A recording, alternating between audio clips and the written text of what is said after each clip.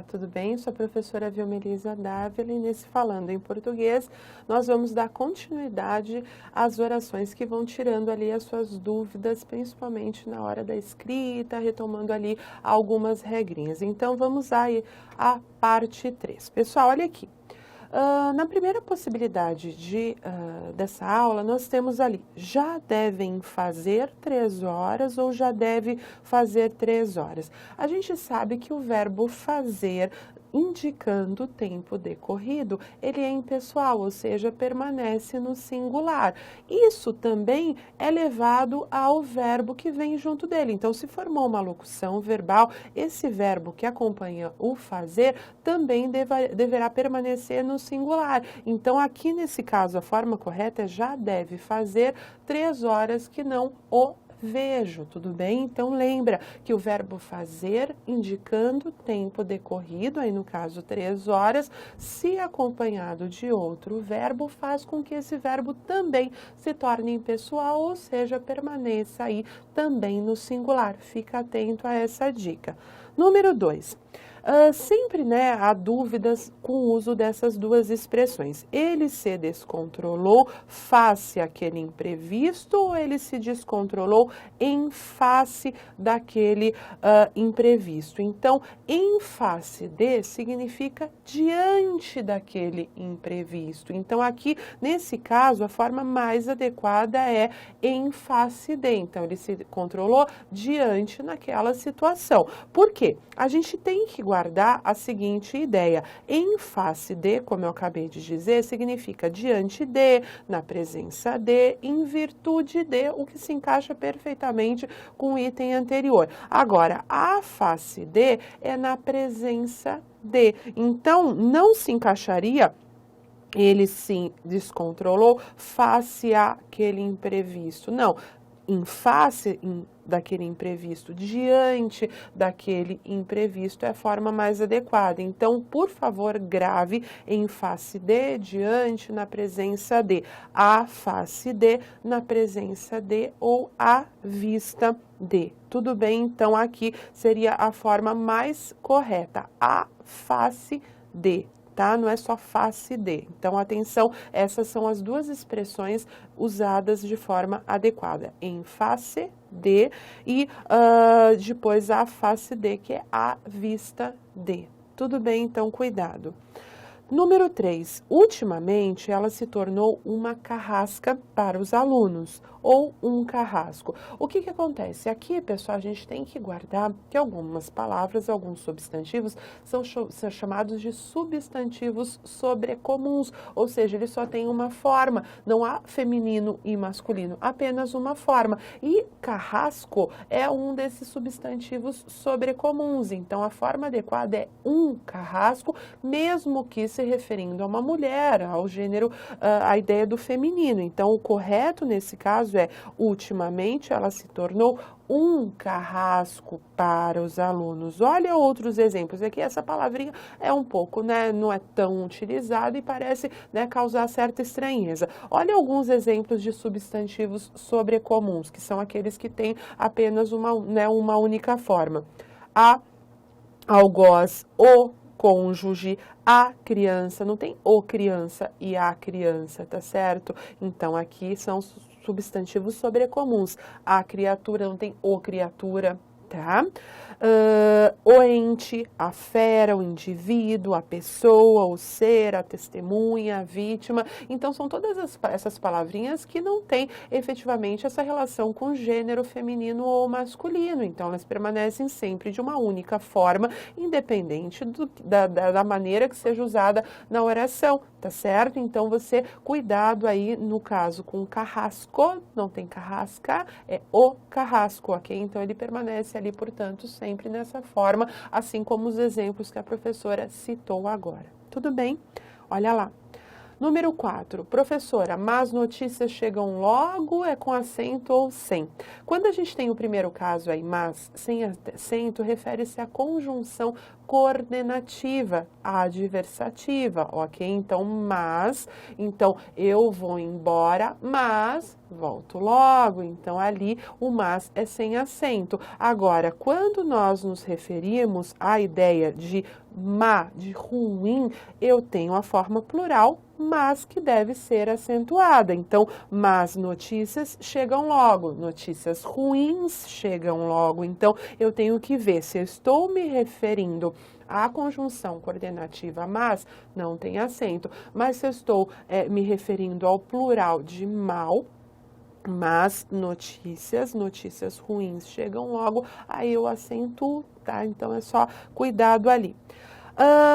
Essa próxima dica, número 5, refere-se aí a um novo acordo ortográfico que entrou em vigor esse ano aqui no nosso país. As pessoas já não creem em promessas com ou sem acento. Professora, de acordo com a nova regra referente a esse novo acordo ortográfico, esses hiatos o, que são essas vogais dobradas, não devem ser mais acentuadas. Então, antes do acordo, creem levava acento circunflexo no primeiro E. Agora, não mais. Então, creem, leem, vou, não tem mais acento indicativo ali que diferenciava, né, antigamente, que era necessário utilizar. Agora, não mais. Se você acentuar o creem, está errado, é uma inadequação de acordo com essa lei que entrou em vigor a partir desse ano de 2016. Tudo bem? Então, creem, leem, deem, não levam mais acento, assim como vou e etc. Tudo bem, esses hiatos, aí, essas vogais que são dobradas não são mais acentuadas. Tudo bem? Atenção. Número 6, pessoal, as elites se entusiasmam com a novela que lhes açoita ou que as açoita.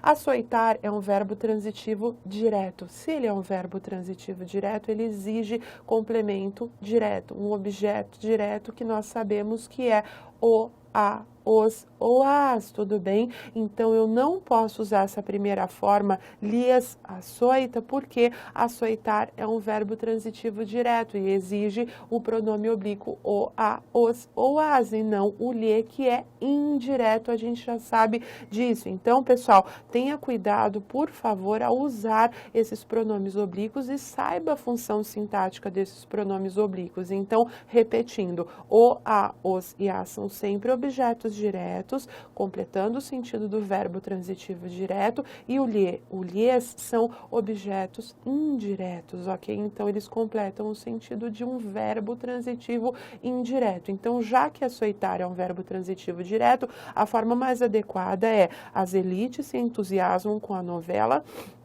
que as açoita, ok? Então, atenção, que aqui a gente tem um outro porém. O pronome oblíquo as foi para antes do verbo, porque nós temos uma partícula atrativa, que é o que? Provocando a próclise, ou seja, o pronome antes do verbo. Então, aqui tem dois agravantes. Cuidado com a forma do pronome oblíquo que você vai usar, se direto ou indireto, e mais ainda, verifica se não há uma partícula atrativa provocando a próclise, ou seja, colocando o pronome para antes do verbo, que é o caso aqui, que é uma partícula atrativa, as, pronome oblíquo, açoita é o verbo. Tudo bem? Vamos lá. Número 7.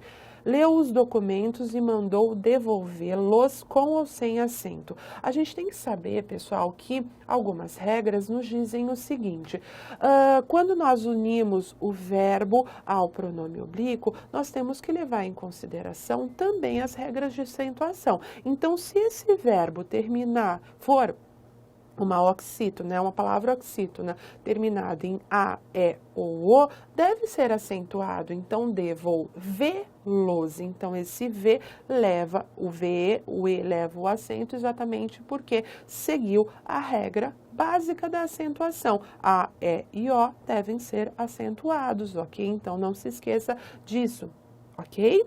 Vamos lá, número 8.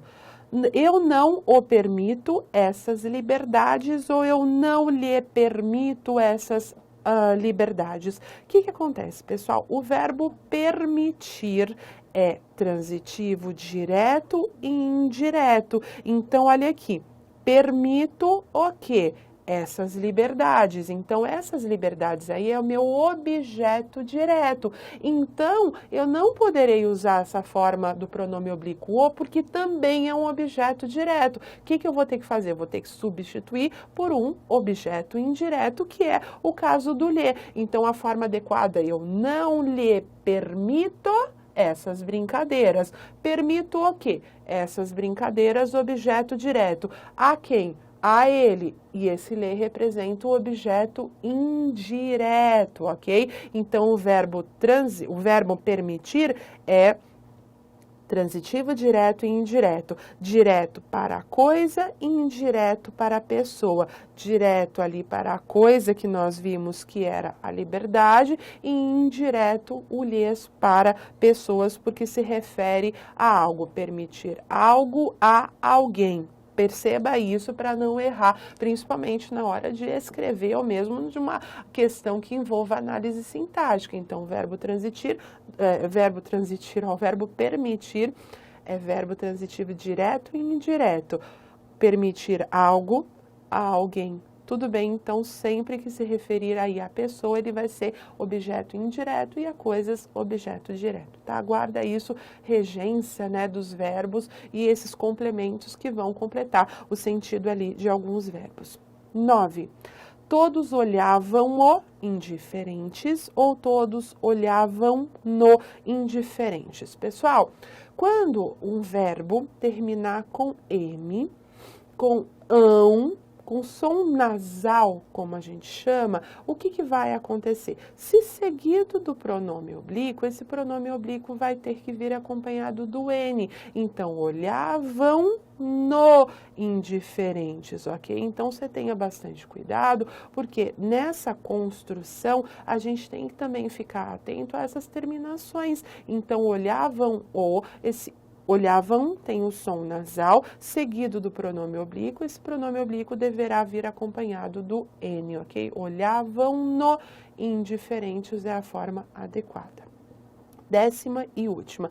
Também de acordo com a nova regra de ortografia vigente, nós não devemos mais usar o hífen nessas palavras como dia a dia. Como é o dia a dia de um estudante? Então, se essas palavras repetidas dia a dia virem unidas por uma preposição, não deve mais vir seguido essas palavras compostas seguidas de hífen ou usando com hífen, tá certo? Então, você tenha cuidado.